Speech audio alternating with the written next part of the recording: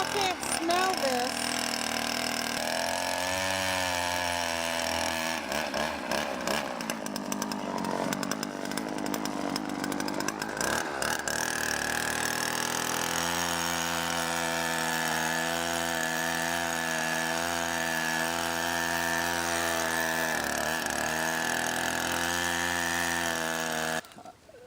The health of the system itself looks to be in pretty good shape. There are 3 layers inside a septic tank. You've got your waste, the human waste, that's the heaviest thing in your tank. It naturally falls to the bottom over time. Your second layer is about 3 to 4 foot of water, depending on how much sludge is actually on the bottom. And then this top layer that you saw, the pink layer, that's what we call scum. What this machine here does, it takes all 3 of those layers and stirs the contents up into a soup.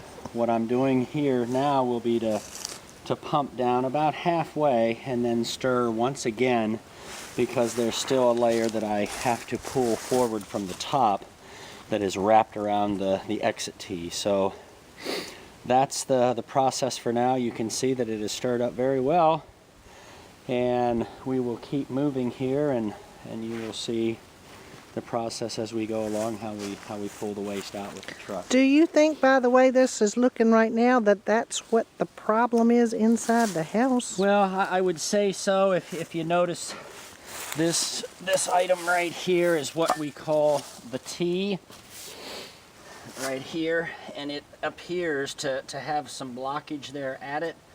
I'm hoping that I will be able to get that cleared out with the snake that I've got. If I can't, then a plumber will probably have to disconnect a pipe on the inside of the house and come down to the tank. But we're going to try to get it at this angle first and see if we don't make a difference. And do you charge extra for that service of snaking it out? Well, sometimes if all I have to do is stick a snake in the beginning and it catches right there at the end where the clog is, I do not. However, if I have to work 25-30 minutes snaking a line, yes, I normally charge $50 to $75 to snake a line out.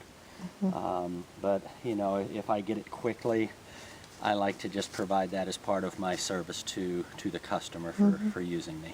And your normal fee is? Well, you know, we average from $275 to $350. It just depends on a few things.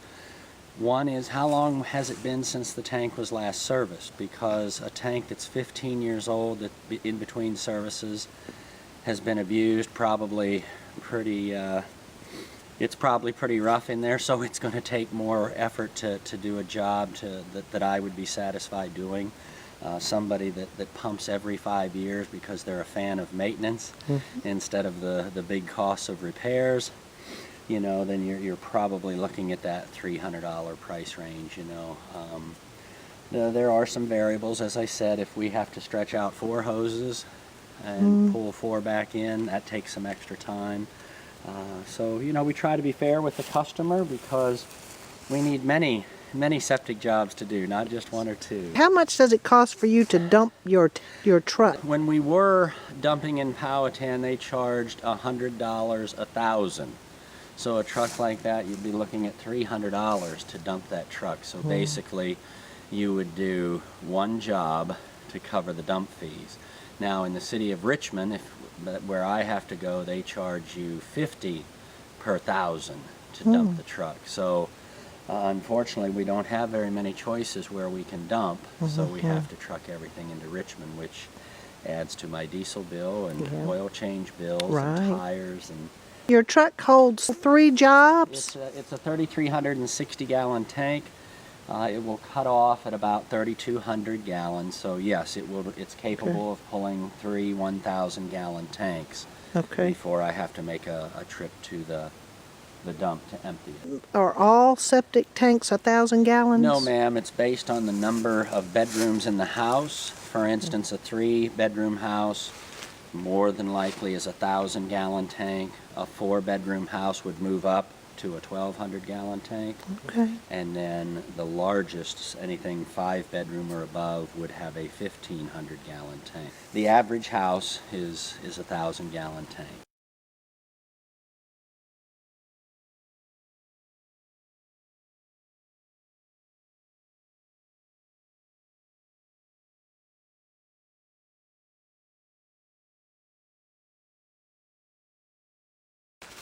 All right, the next step will be we're gonna start the truck up, pull this tank down to about half, and then stir it up again, and finish the job by pumping it the rest of the way. The pump on this truck will normally pump a 1,000-gallon tank in about 6 to 8 minutes, depending on the thickness of the material inside the box.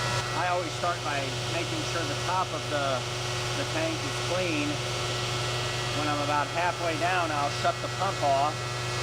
As I said earlier, we'll stir the contents again, and then I'll take the hose to the bottom of the tank and get the sludge and everything else that's down there. Normally, a septic tank is not located as far away from the house as what you see we are. We are probably a good 50 yards, 60 yards from the house. Normally I find them 10 to 15 foot off of a back corner or a side corner of the property, such as the case on the septic system on the other side of the house. We found that with not a whole lot of issue. But getting back to this tank, you will see a seam. I don't know if the camera will pick up the water level, but right above that water level there is a seam. And septic tanks are normally made in two pieces, a bottom piece of concrete and then a top piece. They're glued together with a special ingredient that makes them watertight. And I have pumped it to the halfway point. Now I'm going to stir once again and pull any scum that was on the top that might have been attached to this other tee. I'm going to pull that forward and stir it up, and then I'll go to the bottom with the mixer. We'll continue making our milkshake here.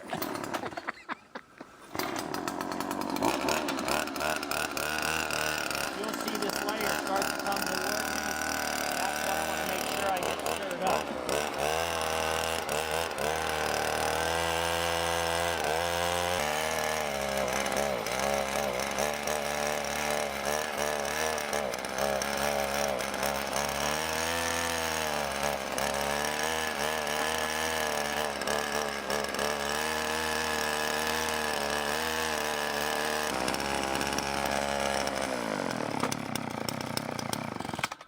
I think what I'm going to do is throw some water back into the tank.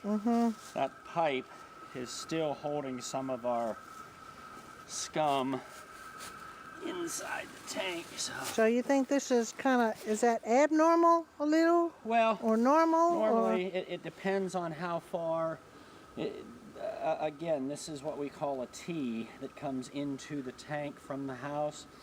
And they will normally attach a down pipe off of the tee to help make sure the waste gets down in past the scum layer on top. Well, there's a tee with a pipe on the end over here under this side of the tank. And that scum wraps around the pipe, and it's kind of like me holding on to this tree here. It's not wanting to let go. So I think what I'll do, I'll try to pump a little more down and see if I can't get the machine to pull it forward while we're pulling it down. If not, we'll throw some more fluid in it and try to stir it till we break it free. And this tank has not been pumped in years, not even within memory. The drain field, which you see, is normally not supposed to have any vegetation on it, but some trees, these pine trees, were accidentally planted over the drain field without anybody telling them not to. So this drain field is somewhat compromised, but will be okay for now, I think. We'll see.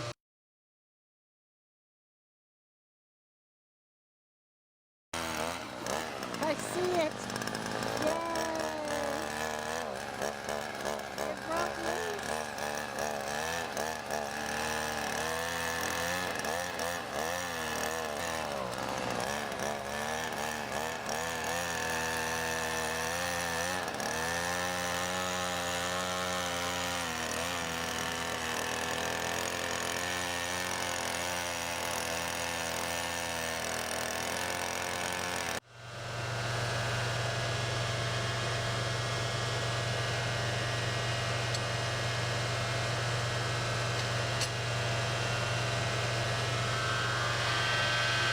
see the sludge coming off of the bottom of the tank. If you look in there, you'll see how it's all pulling toward the center of the hose.